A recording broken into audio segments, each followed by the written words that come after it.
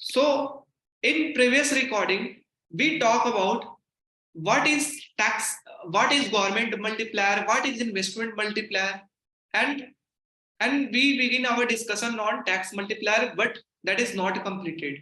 Okay, so we start with tax multiplier. Tax multiplier किसे क्या? तो आपको सेम इक्वेशन वहां से जो आपने फाइंड किया है मैं एक बार लिख देता हूं. C is equal to what? That is y is equal to C plus I plus G. C क्या होता है consumption function? C bar plus C by D plus I plus G. अच्छा भैया ये YD क्या है भैया? ये टैक्सेस Y माइनस टी है, डिस्पोजेबल इनकम है, plus I plus G is equal to Y. तो इसे बाहर निकाला जाए अंदर करके, so minus C T plus I plus G. अच्छा ये y को उधर लेकर के जाए, हाँ तो y और उधर जाएगा तो माइनस सी वाई, y को constant 1 minus C is equal to what? C bar minus C T plus I plus G, है ना. अब हमारा चेंज की बात करते हैं हम. मैथ में कहते हैं डिफरेंशिएशन करते हैं चेंज की बात. तो जो भी चेंज क्या हो सकता है? इनकम चेंज हो सकता है. तो डेल वाई, सी बार तो कांस्टेंट है, ये चेंज नहीं हो सकता है. डेल टी टैक्सेस चेंज हो सकता है, इन्वेस्टमेंट चेंज हो सकता है, गवर्नमेंट स्पेंडिंग चेंज हो सकता है. So this is our equation.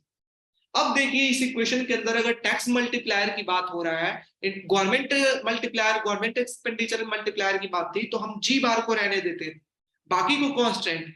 Investment की बात था तो इन्वेस्टमेंट मल्टीप्लायर को रहने देते थे, बाकी को कांस्टेंट. अब टैक्स मल्टीप्लायर की बात हो रहा है तो क्या करेंगे? टैक्स मल्टीप्लायर को रहने देंगे और बाकी को कहेंगे कांस्टेंट है भैया. डेल आई डेल जी हमारा क्या है?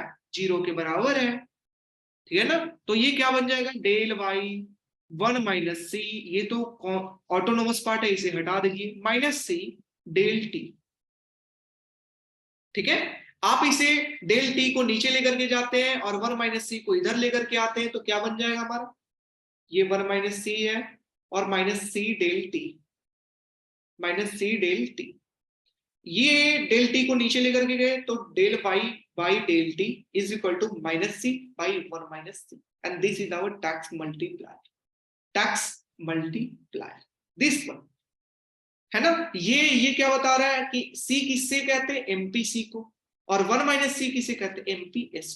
सो ऐसे भी लिख सकते हैं tax multiplier. Getting every single person getting yes और नो? गेटिंग यस और नो? यस और no? Everyone, every single person. आगे बढ़ा जाए कि टैक्स मल्टीप्लायर का क्या है, कैसे डिराइव करेंगे. टैक्स मल्टीप्लायर क्या होता है कि टैक्सेस के चेंज होने के कारण हमारा ऑटोनोमस स्पेंडिंग, हमारा इनकम लेवल में कितना चेंज हो रहा है, टैक्स लेवल के चेंज होने के कारण कितना इनकम में चेंज हो रहा है, that is tax multiplier. Investment multiplier, investment में चेंज होने के कारण हमारा इनकम लेवल में कितना चेंज हो रहा है. Government expenditure, government spending change होने के कारण इनकम लेवल में कितना चेंज हो रहा है. गेटिंग. और हमने ये इनिशियली जो डिराइव किया था, इनिशियली ये हमारा क्या था? मल्टीप्लायर था भैया. ये हमारा मल्टीप्लायर. तो इधर क्या है? हमारा वाई है, इनकम है, और इधर क्या? ऑटोनोमस स्पेंडिंग है. तो इनकम में, ऑटोनोमस स्पेंडिंग में चेंज होने के कारण कितना हमारा इनकम में चेंज हो रहा है, यही तो हमारा 1/1 माइनस सी है. यस और नो? यस. और कभी ऑटोनोमस स्पेंडिंग इन्वेस्टमेंट आएगा, कभी ऑटोनोमस स्पेंडिंग गवर्नमेंट एक्सपेंडिचर आएगा. गेटिंग ना? हाँ या ना? So this is our autonomous spending में चेंज होने के कारण इनकम में कितना चेंज हो, इसी को मल्टीप्लायर कहते हैं. ओके. हाँ. अब हम आगे रथ को बढ़ाते हैं.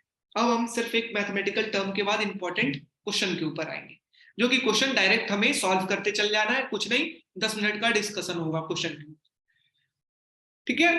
तो अब हमारा एक मैथमेटिकल वे आता है. बताइए भैया, equilibrium level of income and output. मैंने बताया था क्लास के अंदर equilibrium level of income and output. तो कैसे आप? we know y is equal to c plus i plus g plus nx, but 3 sector की बात हो रही है तो c plus i plus g या nx के भी रहने देते हैं, हम लोग ओवरऑल बात कर रहे हैं. y is equal to c plus i plus g plus nx, we know, है ना.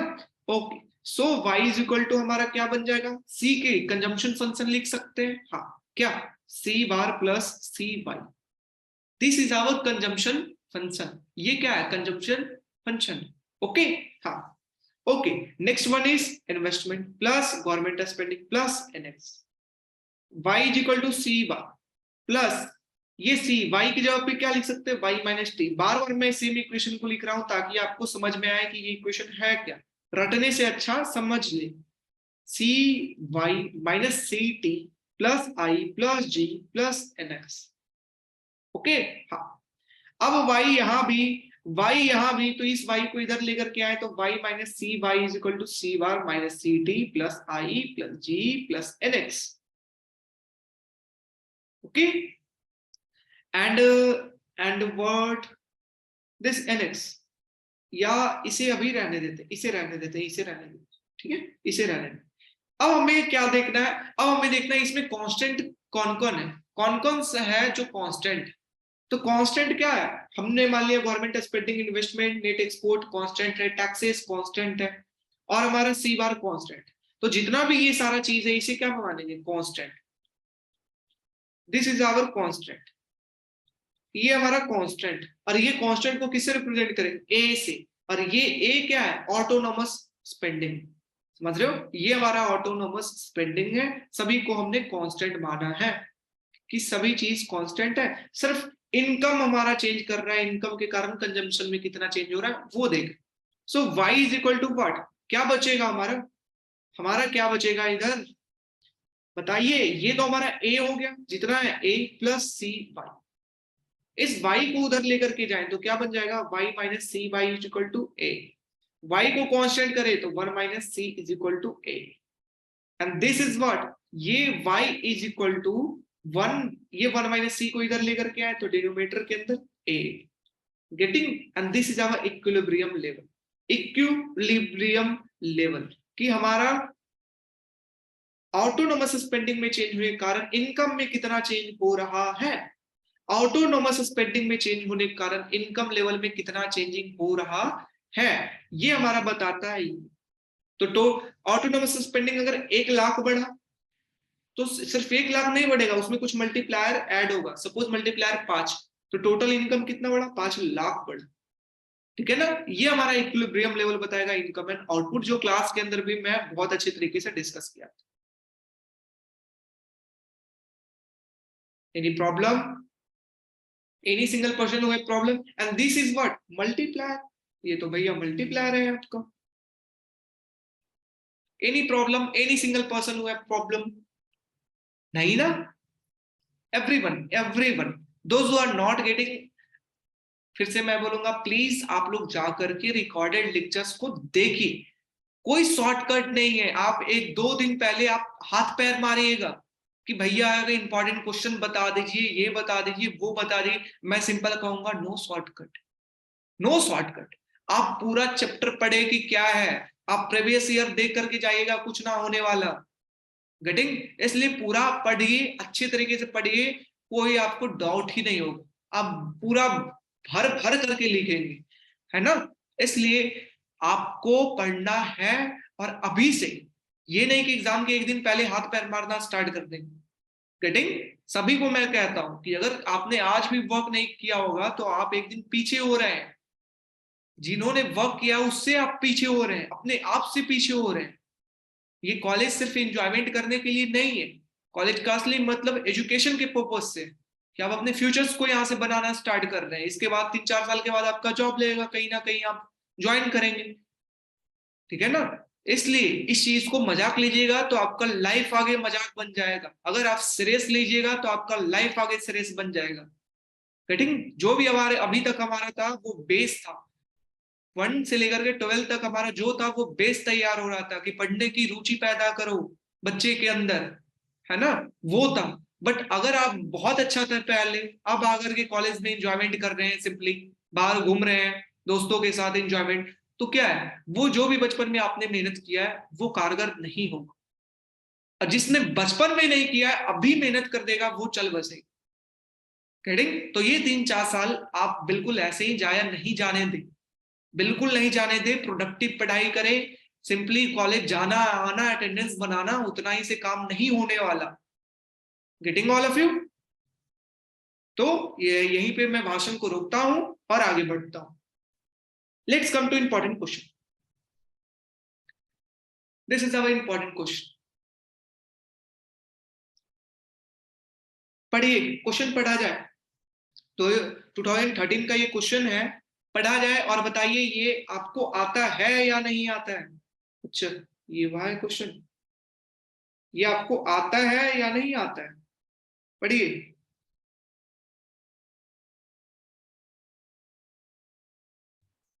ये आपको शो हो रहा होगा क्वेश्चन, है ना, देख लीजिए,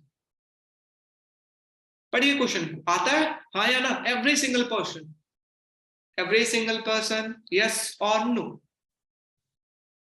every single person, I am saying everyone. आपको आता है, मैंने बता रखा है, हाँ या ना।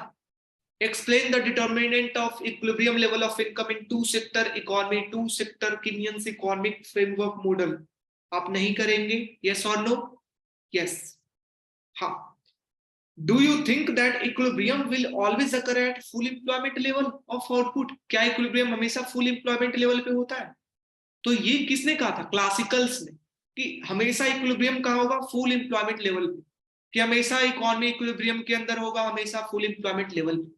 बट किंगन-साई उन्होंने बोला नहीं, ऐसा नहीं होता, हमेशा इक्विलिब्रियम लेवल पे, फुल एम्प्लॉयमेंट लेवल पे इकोनॉमी नहीं होती। इक्विलिब्रियम आपका जब बेरोजगारी हो फिर भी इक्विलिब्रियम लेवल हो सकता है, कि जितना डिमांड हो उतना सप्लाई हो रहा है, और बेरोजगारी फिर भी हो, या ज्यादा लेबर हो, भर्ती ज्यादा लेबर का हो, फिर भी हमारा इक्विलिब्रियम लेवल पे हो सकता है, ठीक है ना। That is equilibrium level of income, that is equilibrium level of income may be determined as a less than full employment where market is even underutilized of the resources, or more than full employment where market is overutilization level, or at the full employment। मतलब equilibrium कहीं पर भी हो सकता है, full employment से नीचे, full employment के ऊपर। अगर नीचे हुआ तो हमारा क्या होगा? Under utilization. अगर ऊपर हुआ तो ओवर यूटिलाइजेशन। अगर फुल एम्प्लॉयमेंट पे हुआ तो हम क्या कहेंगे कि हमारा यूटिलाइजेशन रिसोर्सेज की सही है। तो कहीं पर भी हो सकता है, ऐसा नहीं कहेंगे कि सिर्फ फुल एम्प्लॉयमेंट लेवल पे ही होगा, नीचे भी होगा, ऊपर भी होगा, और फुल एम्प्लॉयमेंट लेवल पे भी। So this is our overall answer of this question. किसी को कोई problem? Any person, any single person? वही आपको लिखा हुआ है, ये एक एजम्पशन, सिर्फ आप देख लीजिए एजम्पशन क्या लिया गया था कीनियंस के द्वारा, कि गवर्नमेंट का इन्वॉल्व नहीं है, क्योंकि टू सेक्टर इकोनॉमी की बात हो रहा है, तो सी और आई है सिर्फ, जी नहीं है। इकोनॉमी क्लोज्ड है, एनएक्स यहाँ पे नहीं है, एनएक्स की वैल्यू 0 है, जी की वैल्यू 0 है ना। फिर उन्होंने बोला था स्टॉक ऑफ कैपिटल और प्रोडक्टिव जो टेक्नोलॉजी वगैरह है वो फिक्स है, कैपिटल जितना है वो फिक्स है, कंपटीशन हमारा फेयर है, कंपटीशन है फेयर अमाउंट में। दिस इज आवर एजम्पशन जो लिया गया। तो ये एजम्पशन को भी आप लिखते हैं तो अच्छा बनाएगा आपके आंसर को। जी जी जी, बिल्कुल सेम है, बिल्कुल सेम है, बिल्कुल सेम है, बिल्कुल सेम है Pritam. Okay, so this is our overall answer of this question. Let's come to next question. Right short notes on quantitative theory of money, unit number 5 का पार्ट है, नहीं बताएंगे। Paradox of thrift, paradox of thrift किसे कहते हैं? Short notes के अंदर 3-4 बार पूछा गया अभी तक 7-8 सालों के अंदर। पैराडॉक्स ऑफ थ्रिफ्ट किसे कहते हैं? Paradox of thrift. तो पैराडॉक्स ऑफ थ्रिफ्ट का मतलब होता है paradox of saving. Paradox of saving मतलब सेविंग करने में हमारा कुछ पैराडॉक्स है इकोनॉमी के अंदर। कुछ सेविंग का कुछ सेविंग हमारा उल्टा भी काम करता है, इकोनॉमी के ऊपर उल्टा इफेक्ट पहुंचाता है। सेविंग करना ही अच्छी बात है इकोनॉमी के लिए, बट कुछ उल्टा भी होता है, वो पैराडॉक्स। कैसे? अगर आपने सेविंग करना इंक्रीज किया, क्या किया आपने? ऑटोनोमस सेविंग को बढ़ा दिया। अगर आप सेव ज्यादा करेंगे तो आप क्या खर्च क्या करेंगे? डिमांड क्या करेंगे? कम करेंगे। सेव ज्यादा कर रहे हैं पैसे तो इकोनॉमी से डिमांड क्या करेंगे? कम। खाना पीना आप कम करेंगे, डिमांड कम करेंगे, और डिमांड आप कम करेंगे तो इकोनॉमी के अंदर आउटपुट क्या होगा? कंपनी कम प्रोड्यूस करेगी, कि लोग अब कम डिमांड कर रहे हैं। अगर कंपनी आउटपुट कम प्रोड्यूस करेगी, आउटपुट कम जाएगा, तो उसके अंदर काम करने वाले लेबर की जॉब चली जाएगी, या जॉब है तो उसको वेज कम दिया जाएगा, तो इनकम क्या हो जाएगा? कम हो जाएगा। अरे अगर इनकम कम हो गया तो सेविंग क्या हो जाएगा? कम हो जाएगा। कि उसका इनकम कम हो गया तो डायरेक्टली प्रोपोर्शनल है सेविंग का, तो सेविंग भी कम। इस कारण सेविंग बढ़ाने के कारण हमारा इकोनॉमी के अंदर नेगेटिव इफेक्ट ये हुआ कि इनकम आउटपुट भी कम हो गया और सेविंग भी कम होगा। Getting? So this is paradox कि इंक्रीज इन सेविंग में harmful for the economy, because ये हमारा इनकम को भी कम करेगा, आउटपुट को भी कम करेगा, और इनकम कम होगा तो सेविंग को भी कम करेगा आने वाले टाइम में। This is our paradox. किसी को कोई दिक्कत? किसी को कोई दिक्कत पैराडॉक्स ऑफ थ्रिफ्ट के अंदर? पैराडॉक्स ऑफ थ्रिफ्ट का मतलब पैराडॉक्स ऑफ सेविंग, कि हमारा सेविंग इकोनॉमी के लिए अच्छी बात है लेकिन कुछ बुरी भी बात है। That is the paradox. क्या सेविंग अगर ज्यादा करते हैं तो आप डिमांड क्या करेंगे? कम। डिमांड अगर कम करेंगे तो आउटपुट क्या बनेगा? कम। उसमें लेबर जो वर्क करे उसको इनकम क्या मिलेगा? कम। तो टोटल सेविंग क्या हो जाएगा? क्योंकि इनकम कम हो गया तो टोटल सेविंग भी क्या होगा? कम।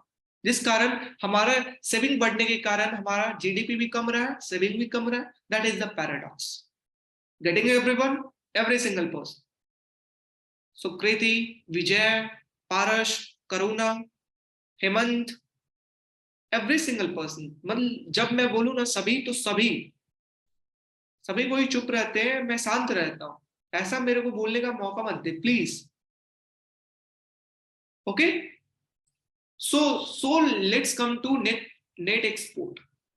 नेट एक्सपोर्ट किसे कहते हैं पता है आपको भैया? Export minus import is known as net export.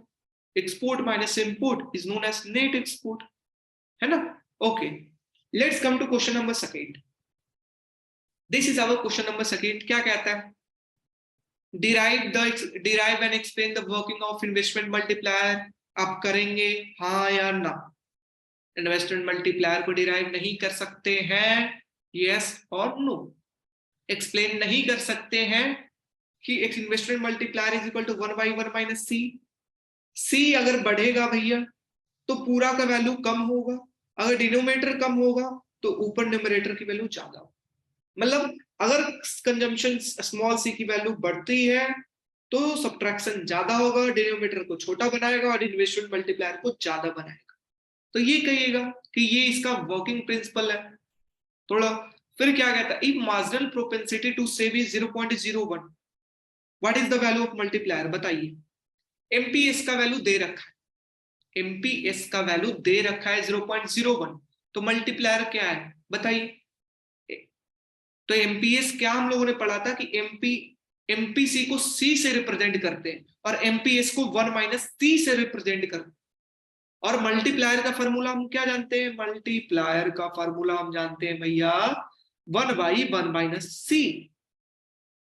और मतलब क्या? 1 माइनस सी की वैल्यू दे रखा है 0.01। तो इसे कैलकुलेट कर लीजिए, पॉइंट हटाइए, ऊपर 100 बनेगा। 100/1 is equal to 100। This is our multiplier. Any problem? Any single person who problem? नहीं ना? नहीं ना? नहीं। उसी तरीके से बताइए इफेक्ट जब इंक्रीज कर दिया गया लेवल ऑफ इनकम जो है, एनपीएस का वैल्यू बढ़ा दिया गया 0.01 से 0.1, तब बताइए क्या इफेक्ट पहुंचेगा? तो 0.1 अब है मल्टीप्लायर, 1 एमपीएस का वैल्यू अब है 0.1, तो 0.1 10/1, पॉइंट हटाइए, ऊपर 10 जाएगा, दैट इज 10। तो मल्टीप्लायर हमारा क्या हुआ? रिड्यूस हुआ 10 टाइम। हमारा मल्टीप्लायर डिक्रीज किया। How much? 10 time. Any problem? आगे बढ़ा जाए, रथ को आगे बढ़ाए, हाँ या ना? यस। तो जल्दी जल्दी काम करते हैं। तो what is the difference between final and intermediate goods? हमारा यूनिट नंबर 2 का है कि फाइनल गुड जिसका एंड प्रोडक्ट हो, उसके बाद उसका कोई इस्तेमाल नहीं। इंटरमीडिएट गुड्स, हितार्थ समझ लीजिए, आपने आपने मैसेज करके क्वेश्चन पूछा था इंटरमीडिएट गुड्स क्या सिर्फ गुड्स के लिए तो होता है? तो सिर्फ आप, क्योंकि इसके नाम के अंदर एक गुड्स, इंटरमीडिएट गुड्स, तो सिर्फ गुड्स के अंदर वैसा गुड जो दूसरे गुड को बनाने में यूज आता है। ठीक है ना? आप एग्जाम्पल, अगर लंबा टाइम है, ज्यादा मार्क्स का है, 5 मार्क्स का, तो एग्जाम्पल के थ्रू आप समझा सकते हैं। ठीक है ना? जो मैं कार वाला बताया था। आपका दे रखा है consumption function C is equal to 100 plus 0.9 pi. Derive the saving function. Saving function को डिराइव करिए। क्या है? कुछ नहीं, question y is equal to C plus I, C plus S we know. C की वैल्यू दे रखा है, S की वैल्यू चाहिए तो C को इधर पटको।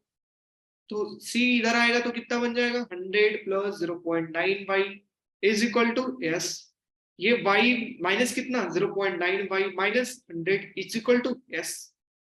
सो ये अगर y को कॉमन निकालते हैं तो 1 minus 0.9 0.1y minus 100 is equal to S।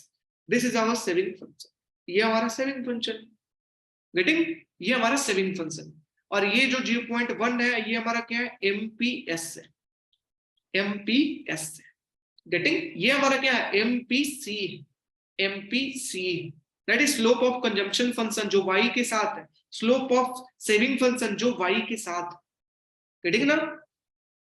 Please मैं लास्ट में ये चीजें बताऊंगा हर्षिता प्लीज, बिकॉज ये यूनिट नंबर 2 का है, मैं अभी इन्वॉल्व नहीं करना चाहता, ठीक है ना। बिल्कुल जो बात हो रही है उसी के ऊपर बात किया जाए, लास्ट में मैं जब लेक्चर्स खत्म होगा तब मैं आपको डिस्कस करूंगा, ओके हर्षिता, ठीक है।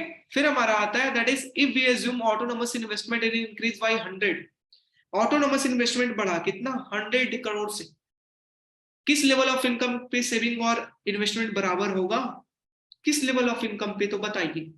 तो बोल रहा है किस लेवल ऑफ इनकम पे सेविंग और इन्वेस्टमेंट बराबर होगा, अगर इन्वेस्टमेंट हमारा 100 करोड़ है तब, और सेविंग फंक्शन तो आपको दिया हुआ है, फाइंड किया है -100 प्लस 0.1, अभी आपने पता किया है सेविंग फंक्शन।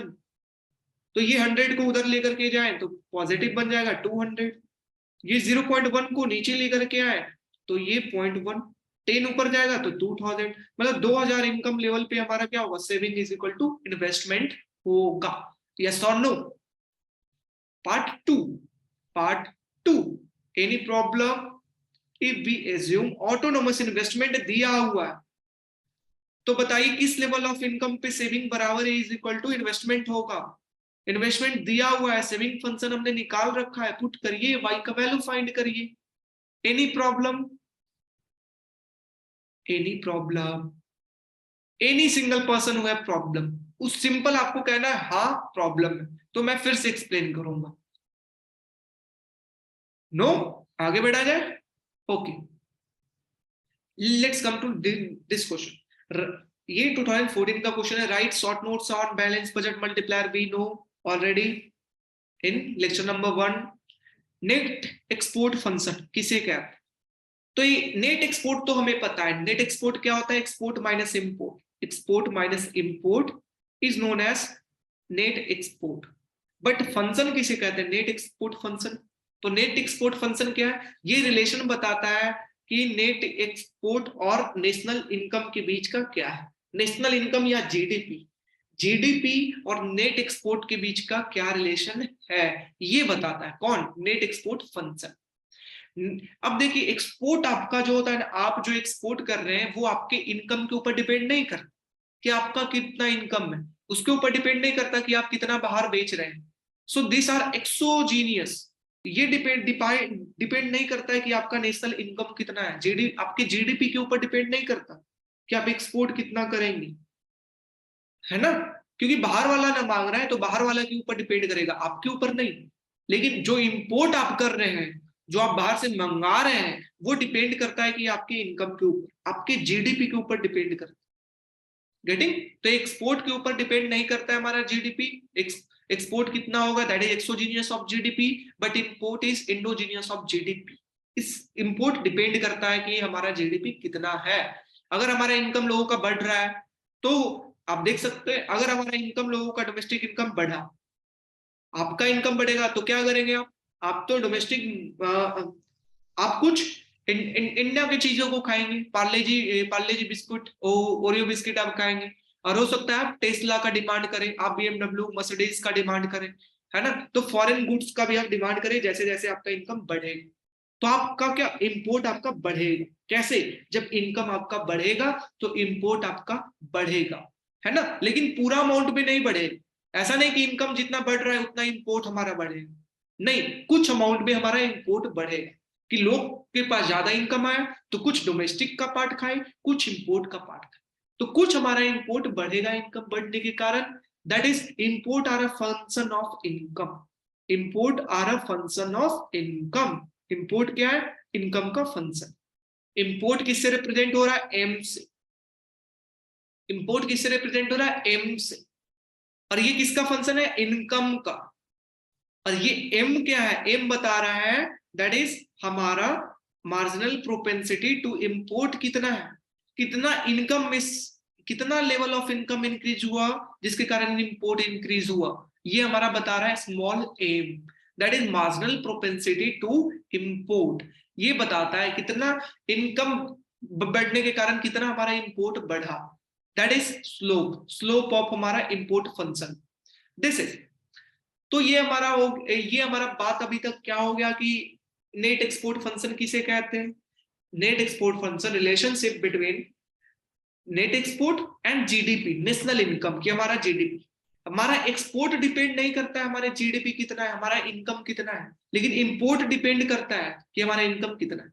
अगर हमारा इनकम बढ़ेगा तो इंपोर्ट बढ़ेगा, लोग ज्यादा बाहर वाले चीजों को मांग करेंगे। अगर हमारा इंपोर्ट कम है, तो कम हो रहा है इनकम, तो बाहर वाले चीजों का डिमांड कम करना स्टार्ट कर, तो जिस कारण हमारा इंपोर्ट जो है वो फंक्शन है किसका? इनकम का। That is capital M is equal to small M into Y, है ना। स्मॉल एम क्या है? मार्जिनल प्रोपेंसिटी टू इंपोर्ट, जो कि बता रहा है कितना हमारा इनकम बढ़ने के कारण इंपोर्ट बढ़ा है, इनकम में चेंज होने के कारण कितना हमारा इंपोर्ट में चेंज हो, दैट इज हमारा मार्जिनल प्रोपेंसिटी टू। अच्छा, अब आपका अगर एक्सपोर्ट एनएक्स आपका हायर हो रहा है, कब आपका एनएक्स हायर होगा? कब आपका एनएक्स हायर होगा? एनएक्स हायर कब होगा बताइए? एक्सपोर्ट एनएक्स क्या है? एक्सपोर्ट माइनस इंपोर्ट, इसकी वैल्यू कब ज्यादा होगा? जब एक्सपोर्ट आपका बढ़ेगा। जब आपका एक्सपोर्ट बढ़ेगा तब आपका वैल्यू ज्यादा होगा, या इंपोर्ट कम होगा तब। चाहे तो नेट एक्सपोर्ट में क्या आता है? Export represented by X and import M. तो नेट एक्सपोर्ट कब बढ़ेगा? चाहे तो एक्सपोर्ट बढ़ जाए और चाहे तो इंपोर्ट कम हो जाए, सब्ट्रैक्शन कम हो जाए, है ना। तो एक्सपोर्ट तो इनकम के ऊपर डिपेंड नहीं करता है, बट ये इनकम के ऊपर डिपेंड करता है। कौन? इंपोर्ट। तो कब हमारा इनएक्स की वैल्यू बढ़ेगा? जब हमारा इनकम कम हो जाए। इनकम कम होगा मेरा, तो बाहर वाले लोग डिमांड कम कर, मतलब बाहर से लोग डिमांड कम करेंगे, हमारे कंट्री में इंपोर्ट कम होगा, जिसके कारण एनएक्स की वैल्यू ज्यादा होगा। गेटिंग? तो हमारा इनकम कम होने के कारण, हमारा जीडीपी कम होने के कारण हमारा क्या कहेंगे?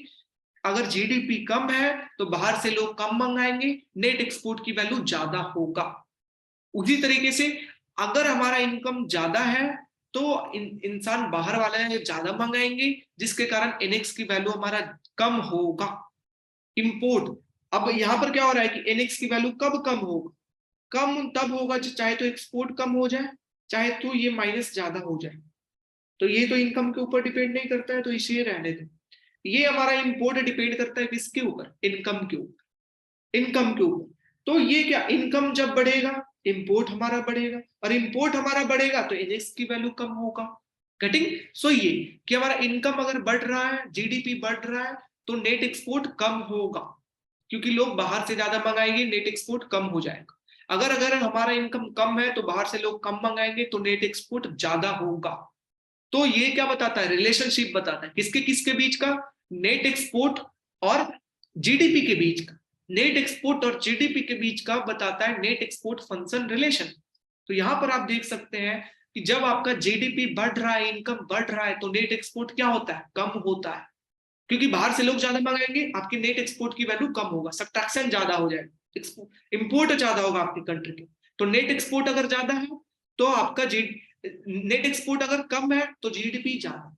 उसी तरीके से आपके पास जीडीपी कम है, इनकम कम है, तो बाहर से लोग कम मंगाएंगे, नेट एक्सपोर्ट आपका ज्यादा होगा। That is what? Inversely relationship. ये क्या? इनवर्सली रिलेशनशिप है कि एक बढ़ता है तो भैया एक कमता है, एक बढ़ता है तो एक कमता है। That is what? आपका अगर जीडीपी भैया ज्यादा है, बाहर से लोग इंपोर्ट क्या करेंगे? ज्यादा करेंगे, ज्यादा इनकम है लोगों के पास, इंपोर्ट ज्यादा करेंगे, जिसके कारण नेट एक्सपोर्ट की वैल्यू क्या होगा? कम। जीडीपी अगर हमारा कम है, इनकम लोगों के पास कम है, तो लोग बाहर से क्या मंगाएंगे? कम मंगाएंगे, और हमारा एनएक्स की वैल्यू क्या हो जाएगा? ज्यादा हो जाएगा, क्योंकि इंपोर्ट कम हो रहा है, सब्ट्रैक्शन माइनस एम की वैल्यू कम हो रहा है। That is, so this is the negative relationship between net export and GDP, is known as net export function. तो वो जो रिलेशनशिप है कैसा रिलेशनशिप है, नेगेटिव रिलेशनशिप है। ठीक है, अब नेगेटिव रिलेशनशिप का कर्व कैसा बनता है, डाउनवर्ड स्लोपिंग का। तो this is our downward sloping. और ये किसके किसके बीच का ग्राफ है, नेट एक्सपोर्ट और जीडीपी, नेट एक्सपोर्ट और जीडीपी। क्या बोल रहा है, जब हमारा जीडीपी कम है, इधर इधर हमारा जीडीपी कम है, तो नेट एक्सपोर्ट क्या हमारा ज्यादा है, ज्यादा मतलब इनकम जब हमारा कम है तो नेट एक्सपोर्ट ज्यादा, और जब हमारा जैसे जैसे जीडीपी या इनकम हमारा बढ़ता है वैसे वैसे नेट एक्सपोर्ट आप देख सकते हैं कम होता जा रहा है, वैसे वैसे। और एक लेवल आएगा कि जहां पर एक्सपोर्ट और इंपोर्ट बिल्कुल बराबर हो जाए, x is equal to m, है ना, जहां पर नेट एक्सपोर्ट की वैल्यू आपका जीरो हो जाए, x minus M is equal to zero. कहा, जहां पर कट करेगा कि जीडीपी हमारा बहुत ज्यादा है, बाहर से जितना मंगा रहे हैं उतना ही हम एक्सपोर्ट कर, उससे भी ज्यादा अगर हमारा इनकम है तो बाहर से हमारे कंट्री के अंदर ज्यादा आएगा, देन बाहर इंपोर्ट ज्यादा होगा, then export. So this is our हमारा net export function, net export function. Any problem, any single person? Hitarth, you have so much problem brother, please अपने प्रॉब्लम को रिस्ट्रिक्ट करो। Getting Hitarth? Please brief this. मैं इतना लिख करके आया, समझाने के लिए आया, किसके लिए लाया, आपके लिए लाया, और आप कह रहे हैं कि प्लीज ब्रीफ दिस। नहीं आपके पास टाइम है तो आप क्लास को छोड़ के जा सकते हैं, जा सकते हैं, नो प्रॉब्लम। गेटिंग? मैंने इतना मेहनत से लाया है सारा चीज पढ़ करके या लिख करके, क्यों, आपके लिए लाया, क्योंकि ये इंपॉर्टेंट है। आप कह रहे हैं प्लीज ब्रीफ दिस, ठीक है। सो दिस इज, फिर से नेट एक्सपोर्ट फंक्शन किसे कहते हैं, आप कहिएगा भैया ये रिलेशनशिप बताता है नेट एक्सपोर्ट और जीडीपी के बीच का, कि जीडीपी और नेट एक्सपोर्ट के बीच का क्या रिलेशनशिप है, ठीक है। और ये रिलेशनशिप कैसा है, नेगेटिव है, क्योंकि एक्सपोर्ट हमारा एक्सोजीनियस फैक्टर है, वो डिपेंड नहीं करता है जीडीपी के ऊपर, कि हमारा जीडीपी के ऊपर कितना हमारा एक्सपोर्ट बढ़ेगा, बट इंपोर्ट करता है। आपका इनकम बढ़ेगा तो इंपोर्ट बढ़ेगा, इनकम कमेगा तो इंपोर्ट कमेगा। That's why import is a function of what, income, that is M is equal to MP. तो हमारा क्या नेगेटिव रिलेशनशिप है, क्या नेगेटिव रिलेशनशिप, मतलब जीडीपी बढ़ेगा तो इंपोर्ट बढ़ेगा और हमारा एनएक्स की वैल्यू कम होगा, जीडीपी कम होगा तो इंपोर्ट कम होगा, एनएक्स की वैल्यू ज्यादा होगा। और नेगेटिव रिलेशनशिप को कैसा शो करेंगे, कुछ ऐसा downward sloping. Any problem? Any single person who have problem? Any single person? आगे बढ़ा जाए, आगे बढ़ा जाए, हाँ या ना, यस और नो, एवरी सिंगल पर्सन, किसी को कोई दिक्कत? Okay, let's come to next one. अब हमारा कोई नया नहीं आएगा। अब देख सकते हो ये न्यूमेरिकल है, distinguish between actual GDP potential, कल बात कर चुके हैं। कंजम्पशन फंक्शन आपका दिया हुआ है, इन्वेस्टमेंट दिया हुआ है, जी का वैल्यू दिया हुआ है, टैक्सेस आपका ये दिया हुआ है। बताइए आपका क्या होगा इक्विलिब्रियम लेवल, आपका बताइए क्या होगा equilibrium level of income, and what would be required government expenditure if government want to raise 500 crore. 500 crore सरकार राइज करना चाहती है तो हमारा कितना जरूरत होगा, कितने पैसे की जरूरत होगा, ये बताइए। सरकार 500 करोड़ जीडीपी हमारा बढ़ाना चाहती है तो कितने सरकार को एक्सपेंडिचर करना पड़ेगा। तो क्या हम इससे पता चलेगा कि सरकार हमारा इनकम बढ़ाना चाहती है तो कितना हमारा गवर्नमेंट एक्सपेंडिचर का जरूरत होगा, ठीक है ना। और ये हम कुछ जानते हैं, कुछ ऐसा रिलेशन भैया ने इक्विलिब्रियम लेवल बताया था, हाँ या ना, हाँ या ना। जहां पर डेल वाई का वैल्यू दे रखा है कि 500 करोड़ हमको बढ़ाना है, डेल वाई का वैल्यू दे रखा है 500 करोड़ आपको बढ़ाना है। अच्छा, और पूछा डेल जी कितना होगा, क्वेश्चन मार्क, कितना गवर्नमेंट एक्सपेंडिचर चाहिए ताकि 500 लेवल हमारा जीडीपी बढ़े। ये किसके ऊपर डिपेंड करेगा, मल्टीप्लायर की वैल्यू हम फाइंड करेंगे। इसके अंदर तीन चीज है, डेल वाई, डेल जी, मल्टीप्लायर। हम हमको एक दे रखा है, एक पता करेंगे और हम तीसरा जो है वो फाइंड कर लेंगे। तो मल्टीप्लायर की वैल्यू फाइंड करेंगे, कैसे फाइंड करेगा मल्टीप्लायर की वैल्यू, ये c इज इक्वल टू क्या है, c bar plus c Y D. ये c, स्मॉल c की वैल्यू, small c is equal to 0.75, है ना। तो मल्टीप्लायर कितना होगा, 1 माइनस 0.75, c की जगह पे वैल्यू रख दिए, that is 1 by 1 minus 0.25, oh sorry, ये माइनस होकर के 0.25 अपना बनेगा। 0.25 ऊपर 100 जाएगा, दैट इज 100/25, ये कैंसिल आउट होकर के 4। तो दिस इज आवर 4 वैल्यू, किसका? मल्टीप्लायर का हमारा कितना वैल्यू है भैया? 4 है। तो दिस इज आवर मल्टीप्लायर। अब हमसे पूछा था क्या? गवर्नमेंट एक्सपेंडिचर कितना हमको जरूरत है, कितना हमको सरकार का पैसा जरूरत है। तो इसके लिए क्या करना होगा? हम इस मल्टीप्लायर को इधर की ओर बिगे, तो ये क्या बन जाएगा? Del Y by multiplier alpha से रिप्रेजेंट कर रहे हैं, दैट इज डेल जी। ये हमारा कि कितना हमारा जरूरत है। वी नो डेल वाई की वैल्यू 500 करोड़ दे रखा है जीडीपी में चेंज, मल्टीप्लायर का वैल्यू 4 है, तो गवर्नमेंट स्पेंडिंग कितना जरूरत होगा? 125 करोड़ की। किसी को कोई दिक्कत? Anyone who have problem in this question? No no, ठीक है। Next question. तो फिर से मैं बोलता हूं, मैं सारा न्यूमेरिकल पहले ये सारा न्यूमेरिकल करा रखा हूं ऑलरेडी, मैंने न्यूमेरिकल करा रखा है। जब मैं न्यूमेरिकल के ऊपर वीडियो बता रहा था, तो मैं डिटेल फॉर्मेट में आपको न्यूमेरिकल नहीं बताऊंगा, मैं आगे बढ़ता जाऊंगा, ठीक है ना। डिटेल फॉर्मेट में आपको न्यूमेरिकल नहीं बताऊंगा। जिसको भी न्यूमेरिकल में प्रॉब्लम है, वो 2 वीडियो है, वो 2 वीडियो को जाकर के देख, ठीक है, न्यूमेरिकल के ऊपर, जिसमें सारा न्यूमेरिकल सॉल्व कराया गया, हर एक न्यूमेरिकल सारा। उसी तरीके से कंजम्पशन फंक्शन, ऑटोनोमस, जी दे दिया, टैक्सेस, एक्सपोर्ट इंपोर्ट सारा बोला। इक्विलिब्रियम लेवल यही पूछेगा आपसे, सबसे इंपॉर्टेंट पहला number equilibrium level of GDP बताइए। जब सारा ये वैल्यू इसकी दे रखा है तब आप क्या करेंगे? y is equal to C plus I plus G plus N S, जिसकी वैल्यू जहां दे रखा है उसको पुट करिए, और जो भी है वैल्यू वो पता करिए इक्विलिब्रियम लेवल कितना होगा। गेटिंग? तो सारा मैंने ये उसके अंदर सॉल्व करा रखा है, दैट्स व्हाई मैं अभी सॉल्व नहीं करूंगा। जिसको भी प्रॉब्लम है वो वीडियो जाकर के देखिए, ठीक है। Next one, explain how the equilibrium is determined in the 3 sector economy. क्या आप बताएंगे? हाँ या ना? हाँ या ना, every single person. 3 sector economy के अंदर बताइए हमारा कैसे इक्विलिब्रियम लेवल फाइंड होगा। यस और no? Yes. Effect of increase in government spending, government spending बढ़ने के कारण इक्विलिब्रियम पे क्या इफेक्ट होगा बताइए। तो गवर्नमेंट स्पेंडिंग अगर आपका बढ़ेगा तो क्या हो जाएगा? अगर सरकार की स्पेंडिंग बढ़ रही है तो आपका कर्व ऊपर की ओर शिफ्ट करेगा, और कुछ इक्विलिब्रियम लेवल इधर की ओर शिफ्ट कर जाएगा। बस, जो इनिशियली हमारा इक्विलिब्रियम E1 पर है, सरकार गवर्नमेंट स्पेंडिंग बढ़ने के कारण E2 लेवल पे। गेटिंग? उसी तरीके से इनिशियली हमारा IG0 है, इस लेवल पे E1 पे, सरकार की गवर्नमेंट स्पेंडिंग बढ़ने के कारण हमारा इक्विलिब्रियम इस लेवल पे चला जाएगा। गेटिंग ना? So this is our. हाँ, मल्टीप्लायर का इफेक्ट आप देख सकते हैं ना, सिंपली ग्राफ मल्टीप्लायर का आप देख सकते हैं ना, आप खुद अब कर सकते हैं। मैं इतना एज्यूम करता हूं कि जो भी वीडियो देख रखे हैं उन्हें पता होगा मल्टीप्लायर। कुछ चीजें समरी के अंदर तो लिव होगी, कुछ चीजें। ये क्या? Aggregate demand. ये क्या है हमारा? ये हमारा रेफरेंस लाइन है। Suppose aggregate demand